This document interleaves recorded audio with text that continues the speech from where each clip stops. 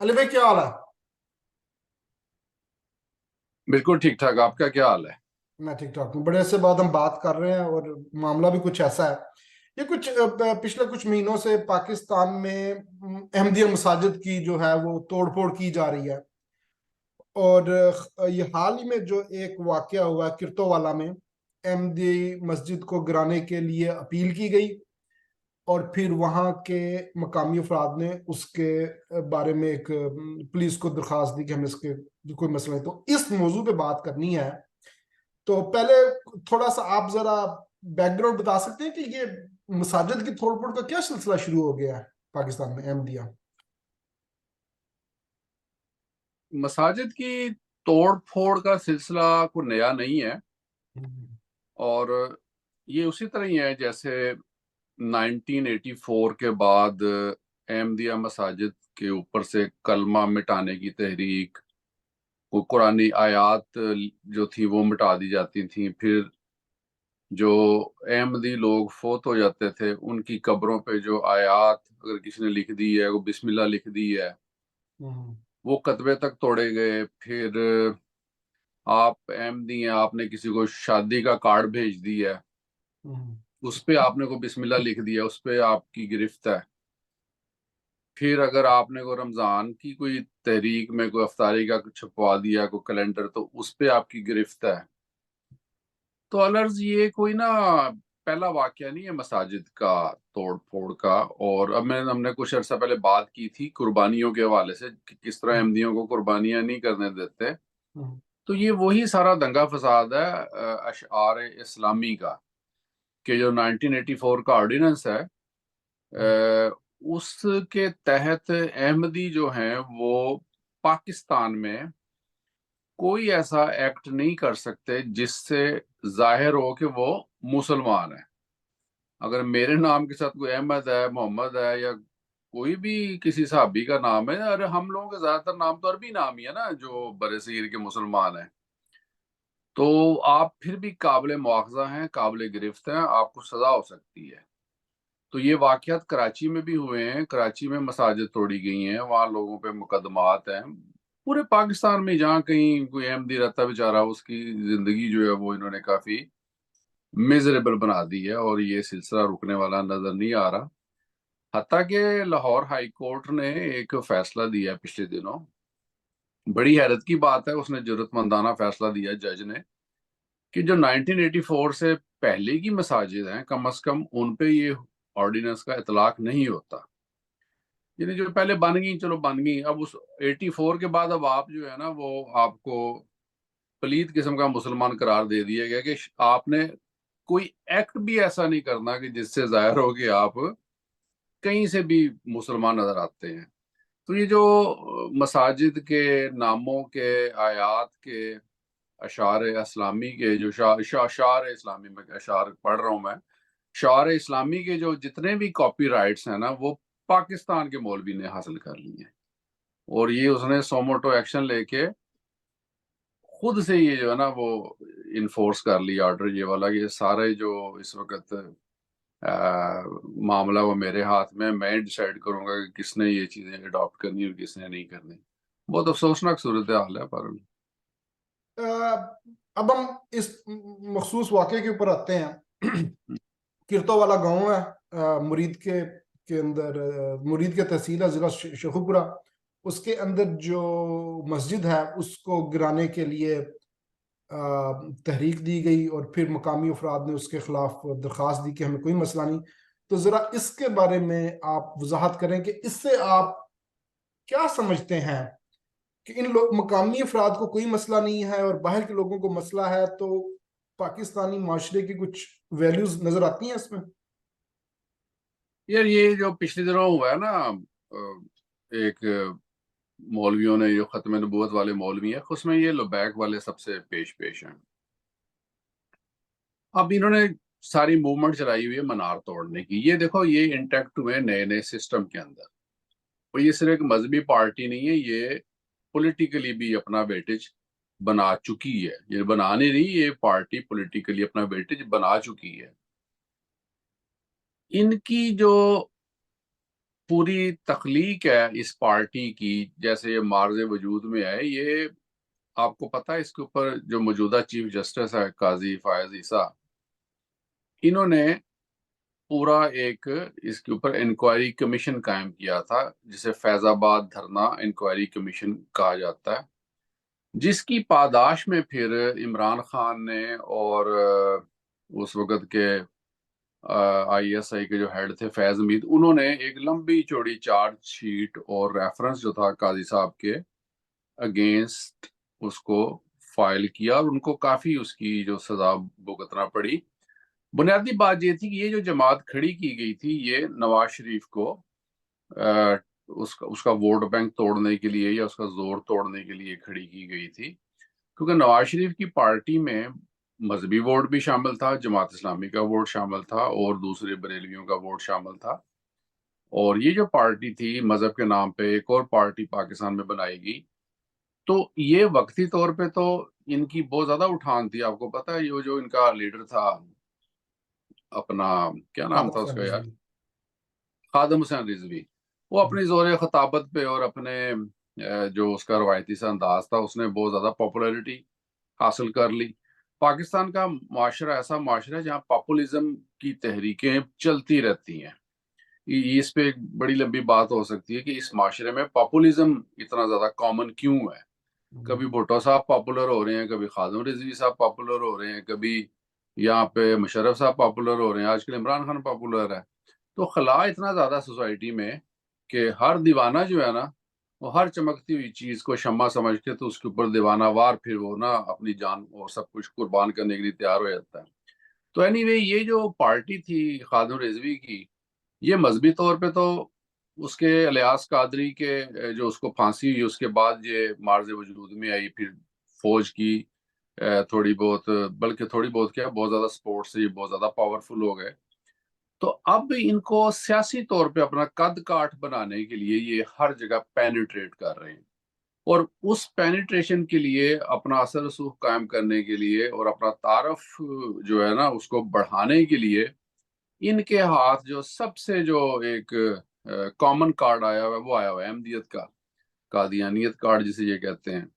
تو احمدی جو ہے وہ ایک اتنا ولنریبل تشخص ہے پاکستان کے اندر کہ اگر آپ کسی کی پوسٹ پہ ہیں، آپ امپورٹنٹ شخص ہیں، تو کوئی بھی بندہ آپ کے اوپر احمدیت کا یا قادیانیت کا آپ کے اوپر جو ہے نا وہ کارڈ چسپاں کر دیتا، فوری طور پہ اپنی کی پوزیشن سے اگریسو موڈ سے آپ فوری طور پہ ڈیفینسو ہو جائیں گے، اور آپ کو اپنی جان کے، اپنی پوزیشن کے اور اپنی عزت کے، ہر چیز کے لالے پڑ جائیں گے۔ تو اس حوالے سے اس تنظیم نے جماعت احمدیہ کو جو ہے نا وہ اپنا ٹارگٹ کیا ہوا ہے، اور اس کی وجہ سے یہ لوگ پاپولیرٹی گین کرنے کی کوشش کر رہے ہیں۔ اور سب سے افسوسناک بات یہ ہے کہ یہ جو نون لیگ کا پچھلا ٹینیور تھا اور پنجاب میں نگران حکومت تھی، تو پنجاب پولیس جو ہے وہ ہر جگہ ان کے ساتھ گئی ہے مولویوں کے، اور پنجاب پولیس نے اپنی نگرانی میں مینار گروائے ہیں، مسجدوں کے گنبد گروائے ہیں، وہاں پہ جو قرآن پڑھے ہوئے ہیں وہ انہوں نے ویسٹ کروائے ہیں، اور ساری جتنی بھی توڑ پھوڑ ہوئی ہے وہ گورنمنٹ کے under the nose of government ہوئی ہے، اور گورنمنٹ کی اس کو سرپرستی حاصل ہے۔ اب اس سے آپ کو صاف پتہ چل جاتا ہے کہ گورنمنٹ بھی ان کو اس لیے سپورٹ کر رہی ہے کہ اگلے الیکشن میں عمران خان کے خلاف ہم اور یہ اتحادی ہوں، کیونکہ جو پچھلا الیکشن اگر آپ اس کا سارا گوشوارہ دیکھیں نا، تو لبیک نے ہر حلقے میں 10 15 15 ہزار، کسی میں 20 ہزار، کسی میں 25 ہزار ووٹ لیے ہیں، اور یہ وہ ووٹ ہیں جو کہ یہ وہ حلقے ہیں جہاں پہ نون لیگ 4 4 5 5 ہزار ووٹوں سے ہاری ہوئی ہے۔ تو اگر ان دونوں کا آپس میں یہ جو لو افیئر ہے جو مذہب کے نام پہ کھیلا جا رہا ہے، تو یہ اگر اگلے الیکشن میں اس کو یہ آگے چلانے میں کامیاب ہو جاتے ہیں، تو ڈیفینیٹلی یہ ایک بہت ان کی جیسے کہتے ہیں پور پالیٹکس اور بیڈ پالیٹکس تو ہے، لیکن اس میں ٹوٹلی ویسٹڈ انٹرسٹ ہیں، پرسنل مفادات ہیں، اور اس میں سیاسی مفادات ہیں لوگوں کے، لیکن اس کے نتیجے میں جو امپیکٹ سوسائٹی پہ پڑ رہا ہے اور جو پوری دنیا میں پاکستان کا امیج جا رہا ہے، اس کی نہ کسی کو فکر ہے اور نہ ہی اس کے بارے میں کوئی سوچ رہا ہے۔ یہ آگے اتنے ذلیل و خوار ہو چکے ہیں پوری دنیا میں، آگے ہی اتنے بدنام ہیں کہ ان کو اس چیز کا اب جو ہے نا مزید کوئی بھار نہیں ہے کہ ہم مزید بدنام ہو جائیں گے تو اس سے ہمارا یہ نہیں، ہمارا اور کیا تشخص خراب ہونا ہے، آلریڈی جو تشخص بن چکا ہے پوری دنیا میں، تو یہ اس کے معاملے میں اس لیے میرا خیال ہے کسی کو اتنی فکر ہی کوئی نہیں ہے، اور نو بڈی کیئرز اباؤٹ دس۔ شکریہ علی بھائی، آپ نے ایک سیاسی نقطہ نظر سے اس مسئلے کے اوپر روشنی ڈالی ہے. میں ایک اور نقطہ نظر سے بات کرنا چاہتا ہوں، اور وہ ہے سماجی. اور اس کا کیس میں یوں بنانا چاہتا ہوں، یا یوں بناؤں گا میں، کہ اس گاؤں سے جو باہر رہنے والے مسلمان ہیں ان کو کہا جا رہا ہے کہ وہ پہنچیں اور مسجد گرائیں. مطلب جو آواز آ رہی ہے احمدی مسجد کو گرانے کی، وہ گاؤں کے باہر سے آ رہی ہے. گاؤں کے اندر رہنے والے مسلمانوں نے ایک درخواست دی ہے پولیس کو، جس کے اندر انہوں نے یہ کہا ڈی پی او شیخ پورہ کو، کہ ہم یہاں پہ شیعہ سنی احمدی سب رہتے ہیں، ہمیں کوئی مسئلہ نہیں، اور اس مطلب یہ مسجد نہ گرائی جائے اور یہ چیز بن. تو سماجی نقطہ نظر سے یہ کس بات کی نشاندہی کرتا ہے کہ پاکستانی معاشرے میں مذہب کے نام پہ اخلاقیات کا جو اس کو توڑ پھوڑ یا اس کا دھارا سیٹ کرنے کی کوشش کی جا رہی ہے، وہ کس مقام پہ ہے ارتقائی حوالے سے؟ یار یہ بڑا دلچسپ بات آپ نے کی ہے. ایک تو اخلاقیات، مورل ویلیوز، ایتھکس یا موریلٹی یعنی اخلاق یا اخلاقیات کی بات.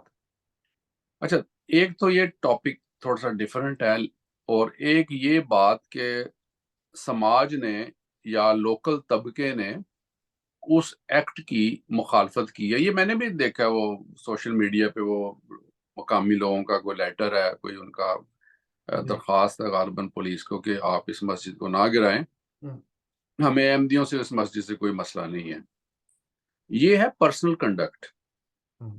وہ جو اس علاقے کے لوگ ہوں گے، جو بھی اس علاقے میں احمدی رہتے ہیں، کیونکہ یہ جو جاٹ برادری کے احمدی ہیں نا، سیالکوٹ، ڈسکا، اس سائڈ پہ، یہ ایک تو کافی زیادہ تعداد میں ہوا کرتے تھے، پھر ان کی آپس میں رشتہ داریاں بہت زیادہ ہیں. اس کی ڈیٹیل میں نہیں جاتا. ہر جاٹ کو آپ ملے نا تو جاٹوں کے بارے میں ایک کامن سی بات ہے کہ جٹاں دی نانی سانجی ہوندی ہے، رشتہ داریاں نا بہت زیادہ آپس میں.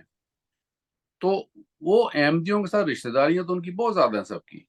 اچھا، اب جہاں پہ جس گاؤں میں یہ واقعہ ہو رہا ہے یا جہاں یہ سب کچھ پلان کیا جا رہا ہے، وہاں کے جو لوکل لوگ ہیں وہ ایک دوسرے کی غمی خوشی میں بھی ڈیفینیٹلی آتے جاتے ہوں گے اور آتے جاتے ہیں. جنازوں پہ، شادیوں پہ، سماجی معاملات ان کے آپس میں ٹھیک ہیں. جب اس قسم کی آپ کی لوکل سماج کے ساتھ ایفیلیشن ہوتی ہے، میل جول ہوتا ہے، تو مذہبی فرق اپنی جگہ، لیکن مذہبی تعصبات بہرحال کم ہو جاتے ہیں. یہ ایک بنیادی نقطہ ہے، اور یہ ہندوستان کے پورے سماج میں اس کی بے شمار مثالیں موجود ہیں کہ مسلمان تو آپس میں جو ان کے اختلافات وہ تو ایک طرف ہیں، فروحی اختلافات ہیں، نظریاتی اختلافات ہیں، تشریحات کا مسئلہ ہے، وہ سب چیزیں علیحدہ ہیں. لیکن سماجی معاملات میں مسلمان جو تھے برِ صغیر میں، ایون پاکستان کے اندر، یہ دیکھا گیا ہے کہ وہ بہت سارے معاملات میں وہ ایک دوسرے کے ساتھ چلتے ہیں، ایک دوسرے کے کام آتے ہیں. مسلمان تو بہت دور کی بات، پارٹیشن سے پہلے کے بے شمار واقعات ہیں، ہندوستان کی تاریخ اس کی گواہ ہے کہ ہندو اور مسلمان اکٹھے مل کے کھا پی لیا کرتے تھے، میل جول اکٹھا تھا، شادی، خوشی غمی، چونکہ اس کے علاوہ کہ ان کے رسومات علیحدہ علیحدہ تھی، لیکن وہ ایک گیسچر یہ ہوا کرتا تھا کہ وہ لوگ اکٹھے ایک دوسرے کے ساتھ مل کے غمی خوشی کا اظہار کر لیا کرتے تھے. تو یہ بنیادی سماجی ویلیوز اس خطے میں تو موجود تھیں، ابھی بھی موجود ہیں، لیکن اس کے لیے ضروری ہے کہ آپ سماج کا حصہ ہوں، آپ اس میں آپ کی شرکت ہو، اور آپ اگر لوگوں کے ساتھ آپ کا کنڈکٹ اچھا ہے تو بہت حد تک چانس ہے کہ لوگ کچھ نہ کچھ اس کا احساس کر جاتے ہیں، خیال کر جاتے ہیں. مجھے اس کا ذاتی طور پہ بھی تجربہ ہے جھانگ کے حوالے سے کہ وہاں ساری زندگی گزری، اور ہم لوگ وہاں پہ اکیلے تھے، اور وہاں پہ کوئی اور نہ کوئی برادری تھی نہ رشتہ داری تھی، لیکن میرے جو بزرگوار تھے وہ علاقے کے بڑے بااثر اور بڑے ان کی یعنی اچھی ان کی ایک شہرت تھی اور لوگ ہمیشہ بڑی محبت سے پیش آتے تھے، آج بھی لوگ بڑی محبت سے پیش آتے ہیں. تو وجہ صرف یہ ہوتی ہے کہ آپ کا جو پرسنل کنڈکٹ کیا ہے. اگر آپ تعداد میں بہت تھوڑے ہیں اور آپ کے پاس کوئی رتبہ بھی نہیں ہے، کوئی عہدہ بھی نہیں ہے، کوئی آپ کے پیچھے کوئی سٹرونگ پاور بھی نہیں ہے، کوئی سرکار آپ کے پیچھے نہیں ہے، برادری آپ کے پیچھے نہیں ہے، سیاسی طور پہ آپ کچھ نہیں ہے، تو پھر اگر آپ کسی اکثریت کو چیلنج کریں گے یا ان کو عقائد کے حوالے سے ڈسٹرب کرنے کی کوشش کریں گے، تو یہ بہت بنیادی سی بات ہوتی ہے کہ کوئی بھی پھر آپ کو ٹالریٹ نہیں کرے گا.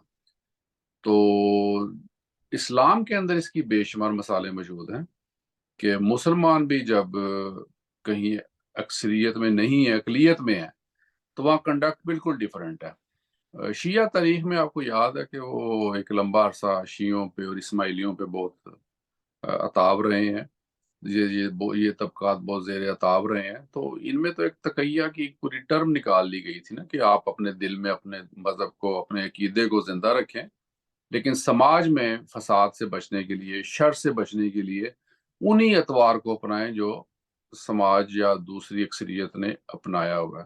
تو بہت سارے خیر اس قسم کے چیزیں ہوتی ہیں جو آپ کو سماج میں شر سے اور دشمنوں سے محفوظ رکھنے کے لیے آپ کے کام آتی ہیں، لیکن ڈپینڈ کہ آپ ان چیزوں کو کیسے اختیار کرتے ہیں. تو یہ تو ایک بات ہے. تو دوسری بات ہے مورل ویلیوز کی اور اخلاقیات کی. تو مورل ویلیوز اور اخلاقیات جو ہے نا وہ ایک بڑا کمپلیکیٹڈ سبجیکٹ ہے. نیٹشے نے کہا تھا کہ غلام کی موریلٹی بالکل ڈیفرنٹ ہے اور آقا کی موریلٹی بالکل ڈیفرنٹ ہے. تو آقا کی موریلٹی یہ ہے کہ وہ سخی ہو، رحم دل ہو، غلام کو کھانا ٹائم پہ دے دے، غلام کو پیسے ٹائم پہ دے دے. اور غلام کی موریلٹی یہ ہے کہ وہ وفادار ہو، کسی چیز کا شکوہ نہ کرے اور تمام اپنے کام جو ہیں وہ ذمہ داری سے ادا کرے. تو یہ بڑا ڈفرنس ہے مورل ویلیوز میں. اکثریت کی موریلٹی اور ہے، اقلیت کی موریلٹی اور ہے. تو ان چیزوں کو سمجھنے کے لیے آپ کو دونوں جگہ پہ جا کے خود دیکھنا پڑے گا. ایک منٹ علی بھائی، سوری، یہ بہت مزے کا نقطہ اٹھایا ہے. جدید ریاست میں کیا اس بات کی اجازت دی جا سکتی ہے کہ اقلیت کی موریلٹی الگ ہو اور اکثریت کی الگ ہو؟ ہاں، جدید ریاست میں اکثریت اور اقلیت کو عقیدے کی بنیاد پہ نہیں دیکھا جا سکتا اور نہ دیکھا جاتا ہے. لیکن جدید ریاست میں طبقاتی تقسیم اسی طرح موجود ہے، امیر غریب کا فرق اسی طرح موجود ہے، ایک فیکٹری اونر کا اور ایک فیکٹری ملازم کا فرق اسی طرح موجود ہے. اس نے نظام الملک توسی کی کتاب ہے نا، ڈاکٹر مبارک علی نے بھی اس کا ذکر کیا ہے. اس کا نام ہے سیاست نامہ، غالباً اس کا نام ہے، نظام الملک توسی کی کتاب ہے نا. اس میں اس نے لکھا ہے کہ طبقات کے بارے میں اس نے بات کی اور غریبوں کی اس نے بات کی. اس نے کہا جو غریب ہیں یا غریب کا طبقہ ریاست میں ضرور ہونا چاہیے. وہ اس لیے ہونا چاہیے کہ اگر وہ طبقہ نہیں ہوگا تو امیر پھر زکوٰۃ کس کو دے گا. اور یہ کوئی معمولی بات نہیں ہے. یہ طبقات جو ہیں یہ ہر معاشرے میں ہوں گے، چاہے وہ اچھی ریاست ہو چاہے بری ریاست ہو. اچھا، اب یہ طبقات کی تقسیم جو ہے وہ ہے اس کی پیسے کی بنیاد پہ اس کی تقسیم ہے. کسی معاشرے میں اس کی تقسیم جو ہے وہ عقیدے کی بنیاد پہ ہے. سفرنگ انسان کی ہر سماج میں ہے، کسی میں کم ہے کسی میں زیادہ ہے. ایک آدمی اپنے عقیدے کی وجہ سے ہرٹ ہو جاتا ہے یا اس کو بہت زیادہ اس کو بہت زیادہ ظلم و ستم کا نشانہ بننا پڑتا ہے. ایک آدمی اپنی جیب کی وجہ سے ہرٹ ہو جاتا ہے، اس کی بہت ساری خواہشات جو ہیں پوری نہیں ہوتی ہیں، وہ بہت ساری چیزوں کی تکمیل نہیں کر سکتا. تو سفرنگ تو ہے سماج میں، اور یہ دونوں طرف سے میں نے جیسے بتایا کہ جو یہ مورل ویلیوز ہیں نا، یہ ان کا تعین کرنا کوئی آسان کام نہیں ہے. جو لوگ آج اقلیت میں ہوتے ہیں وہی جب اکثریت میں آتے ہیں تو ان کی مورل ویلیوز بدل جاتی ہے. اب ہندوستان کے مسلمان جو ہیں وہ چاہتے ہیں کہ ہندوستان میں سیکولر نظام ہو. وہی مسلمان دیوبند والے ہندوستان میں سیکولرزم کی بات کرتے ہیں. وہی دیوبند پاکستان کے اندر اسلامی نظام کی بات کرتے ہیں. تو یہ مفادات کا جو ہے نا سارا چکر، یہ بڑا ظالم چکر ہے. سوری، میں تھوڑا سا اسی حوالے سے ایک اور سوال پوچھنا چاہتا ہوں کہ اخلاقی اقدار کا ارتقاء کس طرح ہونا چاہیے؟ جدید ریاست کا کیا کردار ہوتا ہے اخلاقیات کے اخلاقی اقدار کے ارتقاء میں، اور پاکستان کی ریاست اس معیار کے حوالے سے کیا کر رہی ہے اور کہاں کھڑی ہے؟ دیکھو دنیا میں بہت ساری مثالیں موجود ہیں. جدید ریاست کا تصور بھی موجود ہے. جدید ریاست جو ہے وہ اپنی اس نے مثال بھی قائم کی ہے کہ کم از کم اظہار رائے کی آزادی ہے، افکار کی آزادی ہے. لیکن ان ریاستوں میں بھی جب کوئی حادثے گزرتا ہے، مثلا اسلاموفوبیا کے بارے میں جب یہاں بات ہوتی ہے تو اس کا نیگیٹو امپیکٹ یا پازیٹیو امپیکٹ جو مرضی آپ کہہ لیں وہ اسلامک ورلڈ میں جاتا ہے. لوگ وہاں پہ شور مچاتے ہیں کہ یہ آپ لوگ غلط کر رہے ہیں. تو اس کا تعین کرنا بڑا مشکل ہمارا ہے. مثلا آپ ایک فکرہ لکھ دیتے ہیں کہ آپ کوئی ایسا کام نہ کریں جس سے کسی کی دل آزاری ہو. اب پاکستان میں آپ اپنا نام محمد احمد رکھ لیتے ہیں تو مولویوں کی دل آزاری ہو جاتی ہے. تو اس لیے اس کا تعین کرنا بڑا مشکل ہے کہ اس کی ویلیوز کیا ہے. ہاں سیلف ریسپیکٹ ہے، یا آپ جو بنیادی ایک انسان نے سماجیات کے حوالے سے جو اصول طے کر لیے ہوئے ہیں، ایک دوسرے کی عزت کے حوالے سے، ایک دوسرے کے فکر کے حوالے سے، ایک دوسرے کے جو حقوق ہیں اس کے حوالے سے، جو بنیادی باتیں ہیں جن پہ عمل کیا جا رہا ہے جدید ریاست میں، اور بہت حد تک آپ کو سماجی، معاشی، معاشرتی اور اپنے فکری حوالے سے تحفظات ہیں، اس حد تک تو ممکن ہے. اور یہاں پہ بہت حد تک یہ چیزیں چل بھی رہی ہیں. لوگ بہت حد تک اپنے آپ کو فکری طور پہ آزاد اور محفوظ تصور کرتے ہیں. پاکستان کی جہاں تک بات ہے نا، تو پاکستان کا جو سماج ہے نا وہ انفارچونیٹلی وہ جب تک مذہبی دلدل سے نہیں نکلے گا، وہ اپنی فکر کو جب تک نہیں بدلیں گے، اپنی ڈائریکشن کو اس مذہبی دلدل سے ہٹا کر کسی کانکریٹ لیول کے اوپر، کسی سالڈ گراؤنڈز کے اوپر جب تک اس کو نہیں چلائیں گے، تب تک پاکستان کے سماج میں کبھی بھی بہتری نہیں آ سکتی. اور پاکستان کا سماج ریاستی سطح پر اس گراوٹ کا شکار ہے، اور اس حد تک وہ گہرائی میں گر چکا ہے، اندھے گڑھے میں گر چکا ہے کہ اس کی بہتری کے آثار جو ہے نا، نہ وہ کوئی نظر آ رہے ہیں، اور نہ ہی اس میں کوئی سنجیدہ بھی نہیں ہے کہ اس کو بہتر کیا جا سکے. جس طرح کی آپ کی سیاسی لیڈرشپ ہے، جس طرح کی آپ کی مذہبی لیڈرشپ ہے، جس طرح کی فوجی لیڈرشپ ہے، کسی جگہ سے بھی آپ کو کوئی روشنی کی ایک کرن نظر نہیں آتی. یہ جو کاکڑ صاحب ہیں نگران وزیر اعظم، انوار اللہ کاکڑ نام ہے غالباً، جی ہفتہ پہلے ان کا ایک کلپ جو تھا نا بڑا مشہور چلا، وہ جو کرسچن کے ساتھ جڑا والا میں نہیں ہوا، تو اس کے اوپر اس نے بہت غم و غصے کا اظہار کیا. پھر کسی نے اسے پوچھا کہ احمدیوں کی بھی تو مسجدیں توڑ دیتے ہو. اس نے کہا جی میں ایسی تیسی کر دوں گا، میرے ہوتے یہ کام نہیں ہوگا. اگلے دن 4 مسجدیں اور ٹوٹ گئیں.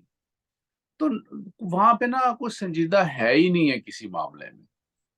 احمدیوں کا مسئلہ تو چلو یار ایک احمدیوں کے لیے مسئلہ ہے نا، باقی لوگوں کے لیے تو مسئلہ نہیں ہے. جو ریاست کے اپنے مسائل ہیں نا، جو ریاست کی اپنی بقا کی جو ایشوز ہیں، سب سے بڑا ایشو اقتصادیات کا ہے، ان کی ریپوٹیشن کا ہے، ان کی نظریات کا ہے، ایک قومی تشخص کا ہے. وہ سارے اس کو ایڈریس کرنا تو بڑی دور کی بات. تو ملیاں میٹ ہو چکے ہیں، وہ بالکل ہی ہر چیز جسے کہتے ہیں نا تباہ و برباد ہو چکی ہے. اب تو پاکستان ایک مذاق بن گیا دنیا کے لیے. انڈیا کا میڈیا آپ دیکھیں، وہ جس طرح تمسخر اڑاتے ہیں ان کا، انڈینز جو ہیں لوگ. اور تو اور یہ برمنگم کونسل ہے ہماری یہاں پہ ساتھ ہی، وہ اس کا نا دیوالیہ نکل آیا ہے برمنگم کونسل کا.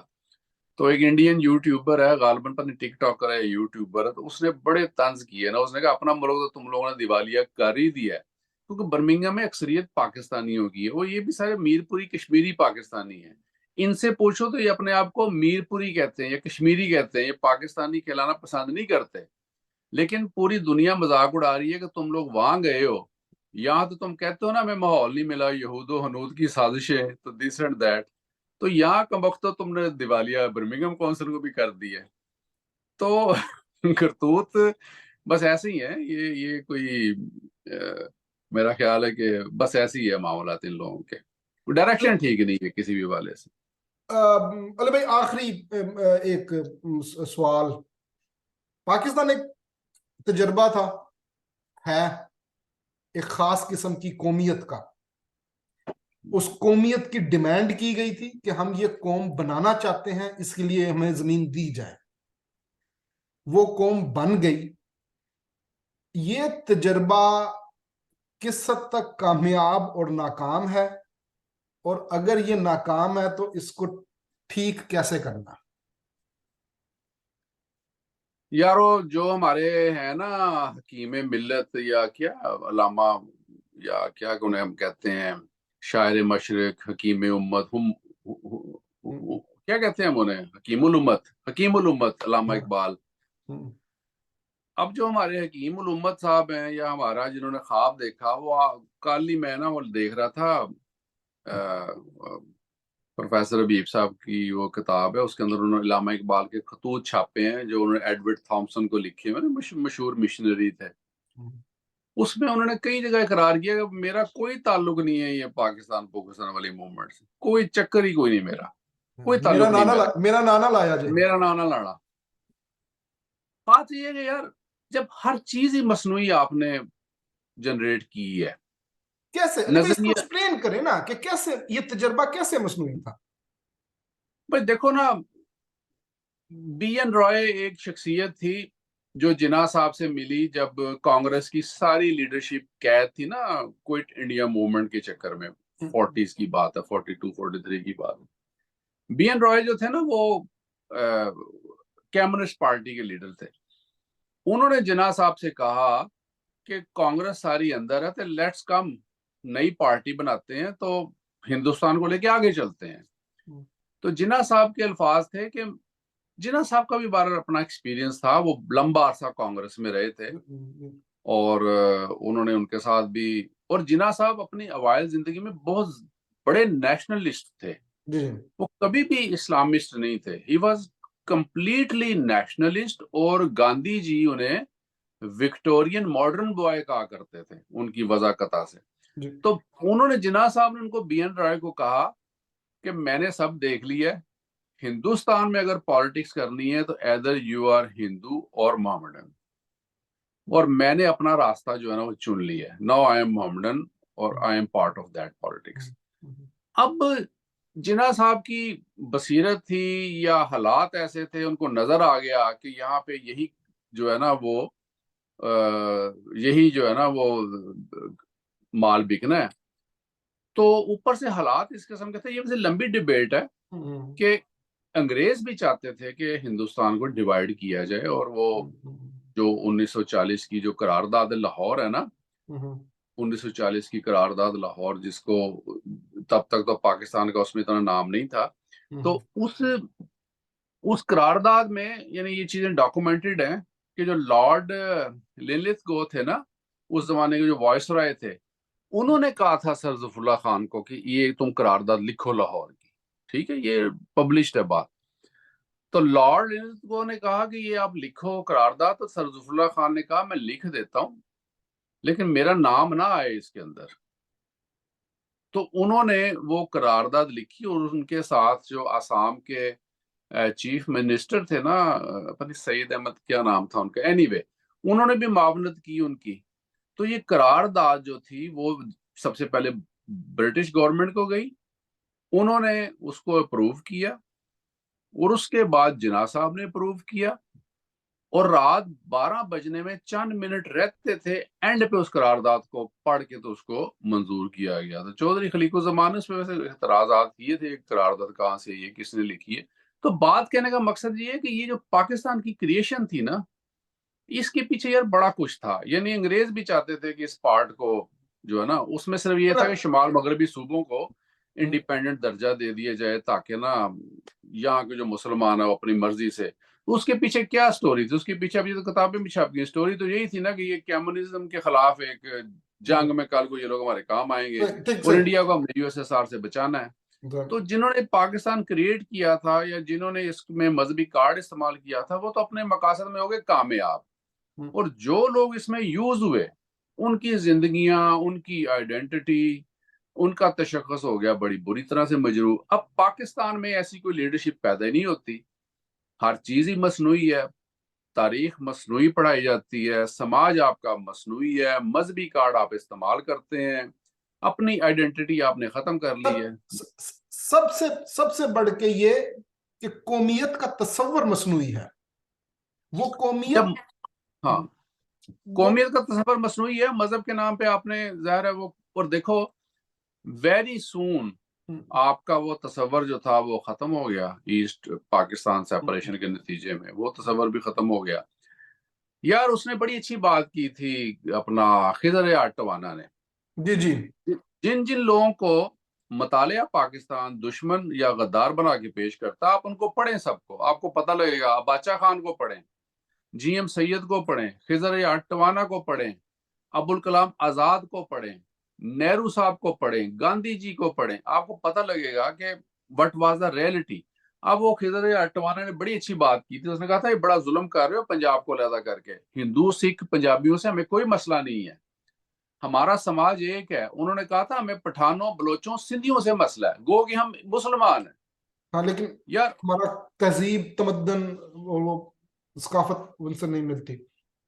دیکھو آج بھی پنجابی اور پٹھان کب ایک ہے، یا پنجابی سندھی کب ایک ہے، پنجابی بلوچ کب ایک ہے؟ میں تو ان علاقوں میں بڑا جاتا رہا ہوں. آپ چلے جائیں صبح KP کے کسی علاقے میں، آپ اپنے کو ٹوٹل اجنبی محسوس کریں گے. سندھ اندرونی چل جائیں آپ ٹوٹل اجنبی محسوس کریں گے. بلوچستان میں چلے جائیں خود کو غیر محفوظ آپ تصور کریں گے. یہاں مجھے ابھی بھی سکھ ملتے ہیں، سردار ملتے ہیں، تو وہ ایسی اپنائیت ان سے لگتی ہے، ایک ہی زبان ہے، سب کچھ ایک. تو یہ خضر آٹوانا نے تب یہ بات کی تھی. انہوں نے کہا تھا یہ جو پنجاب کو تقسیم کر رہے ہو یہ مذہب کی بنیاد پہ، یہ بہت بڑا ظلم کر رہے ہو. میں آپ کو یہ اسی طرح بات ہوں، میں کل واک کے لیے گھر سے نکلا، میرا کوئی نا آدھا گھنٹہ واک کرنے کا پروگرام تھا. 3 گھر چھوڑ کے نا ایک سردار جی کھڑے ہوئے تھے. میں کہا کی حال چال ہے؟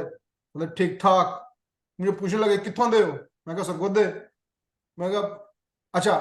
2 باتیں ہوئی، کہنے آؤ بیٹھو. آپ یقین کریں میں ان کے ساتھ بیٹھا ہوں اور 1.5 گھنٹہ بیٹھا رہا اور مجھے ٹائم کا پتہ نہیں چلا. یہ ہوتی ہے تہذیب، تمدن، ثقافت، تاریخ میں بندھے ہوئے رشتوں کا نتیجہ کہ ایک اجنبی بھی آپ سے آپ کی تہذیب کا ملتا ہے تو آپ کو باتیں کرنے کے لیے کسی مواد کو ذہن پہ زور ڈال کے ڈھونڈنا نہیں پڑتا. اس کے ساتھ ایک بنا بنایا تعلق ہوتا ہے. اس تعلق کو بہرحال ختم کیا. بہرحال اچھا علی بھائی، میں بس آپ سے نا ایک آخری بات ذرا کرنا چاہتا ہوں. ہم دوبارہ اپنے موضوع پہ ذرا واپس آتے ہیں کہ یہ کرتو والا کے اندر مسجد گرانے کی ایک تحریک، احمدیوں کی مساجد کی مینار گرانے کی تحریک، اس کی وجہ سے جو مذہبی عدم برداشت ہے اس کی بیج بوئے جا رہے ہیں پاکستانی سماج میں، ذہن سازی کی جا رہی ہے. اور یہ ذہن سازی قانون اور آئین کی چھتر چھایا تلے کی جا رہی ہے. اس کو قانون کی اس کی حاصل ہے پروٹیکشن. ایک خطرناک چیز جس کو میں بہت خطرناک دیکھ رہا ہوں وہ یہ ہے کہ ریسنٹلی یہ صحابہ کرام کے حوالے سے قانون میں مزید سختی لائی گئی ہے. یہ قانون ایسے قوانین بنانا اور اس کے اندر مزید سختی لانا، اور پھر اس کے نتیجے میں ہم نے دیکھا کہ پھر گلگت بلتستان میں مسئلہ بھی ہوا. تو یہ احمدیوں کو چھوڑ کے اب کیا سماج کی کسی اور طرف ذہن سازی کرنے کی کوشش کی جا رہی ہے؟ ذرا اس قانون کے حوالے سے بات کریں. یہ دیکھو اس کا بنیادی نقطہ یہ ہے جب ریاست ناکام ہوتی ہے، مکمل ناکام، تو وہ مکمل طور پہ مذہبی کارڈ استعمال کرتی ہے اور مذہب کو استعمال کرتی ہے، سماج کو تقسیم کرتی ہے۔ جتنا سماج تقسیم ہوگا اتنا ہی کمزور ریاست کو اپنے سروائیول کے لیے فائدہ ہوگا۔ 1948 میں لیاقت علی خان نے جب فوج بھیجی کشمیر میں، جناح صاحب زندہ تھے، اس وقت تک آپ کی فوج جو تھی وہ ایک پروفیشنل فوج کہلاتی تھی۔ لیاقت علی خان نے اس کو جہاد قرار دے دیا۔ جیسے ہی جہاد قرار دے دیا، وہ فوج جو تھی وہ پروفیشنل فوج سے ایک نظریاتی فوج بن گئی، شہداء کی فوج بن گئی، غازیوں کی فوج بن گئی۔ وہ اسلامائزیشن جو تب شروع ہوئی وہ اس کا آج تک وہ نہیں رک پائی۔ اب جو یہ جو صحابہ والا جو قانون پاس ہوا ہے، دیکھو یار یہ بڑا ہی سینسٹیو موضوع ہے، اور اس موضوع میں سارے ولنریبل ہو جائیں گے اور ہو گئے ہیں، کیونکہ تاریخ کی کتابیں بھری پڑی ہیں۔ میں کہوں گا یار اس تاریخ کی کتاب میں یہ جو جنگ جمل کا واقعہ ہے، جنگ نہروان کا واقعہ ہے، اس کے اندر فلانے صحابی کی جناب گستاخی ہو گئی ہے، مصنف نو بھی تون دیو تو پبلشر نو بھی تون دیو، ٹھیک ہے؟ یعنی it's very very tragic and very very pity thing نا۔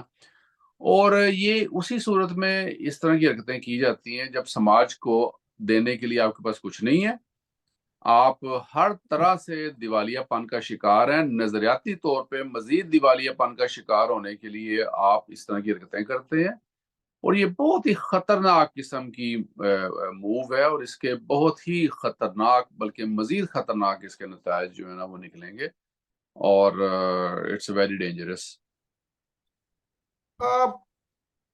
علی بھائی، آخر میں آپ کیا سمجھتے ہیں کہ کوئی آپ کو بہتری، کوئی اینی سجیشن، کوئی چیز کوئی سجیسٹ کریں نہیں، آخر میں؟ کوئی سجیشن نہیں ہے، کوئی بہتری کے آثار نہیں ہے۔ دیکھو دنیا میں نا بیلنس چلتا ہے اچھے برے کا، تو کچھ چیزیں اچھائی کے پلڑے میں ہوتی ہیں، کچھ برائی کے پلڑے۔ ہمارا ملک جو ہے وہ ہمیں بڑا عزیز ہے، ہم تو پیدا ہوئے، میں تو یعنی بڑی محبت کرتا ہوں، اور آپ کو پتا میں ویسے بڑا ناسٹیلجک ہوں، لیکن انتہائی افسوس کے ساتھ یہ کہنا پڑتا ہے کہ کوئی بہتری کے آثار اس لیے نہیں ہے کہ ابھی تک کوئی ڈائریکشن نظر ہی نہیں آ رہی۔ دیکھو پاکستان مذہب کے نام پہ بنا، ایک کاز آپ نے کریٹ کی اور ایک ڈیسٹینیشن اچیو کر لی، آپ نے نظریہ پاکستان کے نام پہ پاکستان بنا لیا۔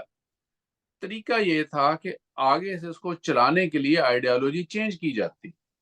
یہ جو شفٹ ہوتی ہے نا نظریاتی طور پہ اور ریاستوں کو چلانے کے لیے، اب امریکہ نے سول وار جو لڑی تھی وہ انہوں نے اپنی جو سٹیٹس کی آزادی کے خلاف ہی لڑی تھی نا، سول وار جو لڑی تھی۔ تو اس نے کیا کہا تھا لنکن نے کہ میں چاہے غلامی ہو چاہے جو مرضی ہو، اب ان سٹیٹس کو میں نے اب علیحدہ نہیں ہونے دینا۔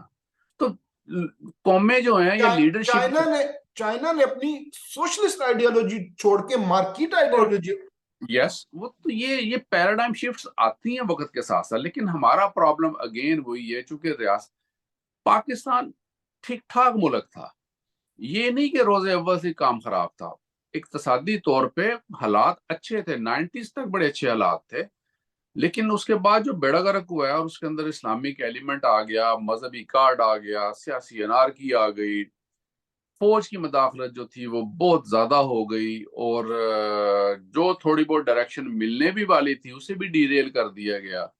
تو اب جو حالات ہیں نا بہت زیادہ ورسٹ ہو گئے ہیں۔ دیکھو آپ کے جتنے ہمسائے ہیں سب سے حالات خراب ہیں، ہر ملک سے گند آپ بڑی آسانی سے امپورٹ کر لیتے ہیں۔ چائنا سے کبھی بھی ٹیکنالوجی اور اچھائی آپ نے امپورٹ نہیں کی، انڈیا سے آپ نے سیکولرزم، انڈسٹریلائزیشن اور کوئی اقتصادی ترقی کا پلان کبھی آپ نے امپورٹ نہیں کیا۔ ادھر سے آپ نے جناب وہ بارڈر کھولے ہوئے ساری جہادی مینٹیلٹی، فرقہ واریت، چرس، اسلحہ، ہیروئن، سمگلنگ۔ تو یہ اشرافیہ اور پاکستان کی جو بیوروکریسی اور فوج، ان سب نے مل کے جو اس ملک کو اس سٹیج تک پہنچا دی ہے، اس سے چھٹکارا اگر یہ حاصل نہ کر سکے تو یہاں تو بڑی سخت قسم کی جو نا حالات، ابھی بھی بڑے سخت حالات ہیں، اس سے بھی زیادہ ورسٹ حالات ہو جائیں گے۔ تو اس لیے ان کو نظریاتی طور پہ بھی اپنے آپ کو ریوائیو کرنے کی ضرورت ہے، اور سارے سسٹم کو ریوائیو کرنے کی ضرورت ہے، اور دیانت دارانہ طریقے سے نیشنل اپروچ کو اڈاپٹ کرتے ہوئے، ایک قومی سوچ کو اختیار کرتے ہوئے حالات کو بدلنے کی ضرورت ہے۔ یار دیکھو یہ स्मगलिंग का जो पिछले दिनों बड़े मीडिया पे आ रहा था ना, पूरा आपका बॉर्डर फौज के पास है, हर जगह आपके वो रेंजर्स बैठी, तो स्मगलिंग करता फिर कौन है? पता मतलब नहीं, मुझे नहीं पता, मुझे हाँ, नहीं। तो फिर मतलब फरिश्ते कर जाते हैं ना। अभी वो कल परसों एक खबर मैंने देखी कि ड्रोन था इंडिया से आया, उसके अंदर 8-10 किलो हीरोइन थी। अच्छा, वो जो हीरोइन जो आई पाकिस्तान में, अच्छा वो ड्रोन अनफॉर्चुनेटली उस स्मगलर की बदकिस्मती वो खराब हो गई, खेत में गिर गया, ठीक है। उसके अंदर 8-10 किलो हीरोइन थी। और पता ये लगा कि वो जो डीएसपी है ना, जो एंटी नार्कोटिक फोर्स का जो डीएसपी है लाहौर का, वो उसका ड्रोन था वो वाला, ठीक है। और उस मसूफ की जो है ना वो 40 दफा वो बंदा मुअत्तल हुआ है। तो इन्होंने डॉन पे कोई उसका कोई की थी स्टोरी, तो मैंने वहीं से सुना। वो 40 एक दफा वो बंदा मुअत्तल हुआ है, 10 दफा उसको नौकरी से निकाला गया है, 50 उसके ऊपर FIR हैं। बंदा फिर नार्कोटिक्स का वो हेड है लाहौर का। तो ड्रोन उड़ा जब रहा है। तो ड्रोन उड़ा रहा है, तो मुल्क भी ऐसे ही उड़ेगा, फिर उड़ रहा है ऐसे ही। तो ये हालात है पूरे। वो यानी वो डीएसपी जो है ना, वो पूरे मुल्क की वो एक जिसे कहते हैं ना अक्कासी कार है, पूरा मुल्क ही ऐसे चल रहा है। Simple is that. चले, हर शाख पे उल्लू बैठा है, जामे गुलिस्तान क्या हो। लेट्स सी अली भाई, देखते हैं फिर क्या होता है। शुक्रिया अली भाई बहुत बहुत आपका। ओके जी, ओके, खुदा हाफिज।